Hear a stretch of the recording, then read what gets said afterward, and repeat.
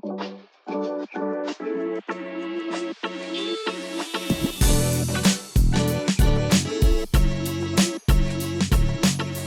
really clean points for students in terms of if they're going to go to college, but for students entering their career right out of high school or being ready to enter their career right out of high school, that to me is just as important, if not more important. Really being able to give them a concrete moment that they've done something really cool and meaningful and be able to look back on.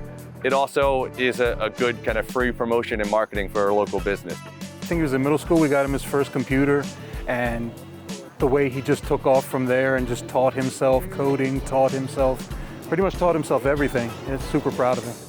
Finding the right level of talent for us was challenging. So my idea was, well, maybe we can get someone, bring them in, keep them here, educate them here, and then, we can retain that talent in Caroline County. And our first apprentice in 2020, that worked out like magic.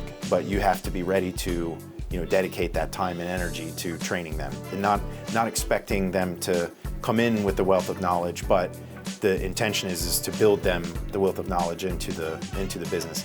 When I walked in, there were a lot of people. I had no idea what to expect, and it was great to see all the support from people who probably have met me for the first time, and then people I've known all my life. I'm ready to just take anything on and just learn and apply what I learned into the real world.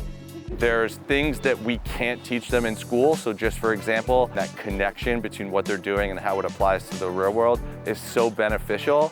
And it also gives them a chance to do a kind of free trial. Actually, it's better than a free trial because they're getting paid, and really help the community grow and empower the community to keep those opportunities and future workforce here.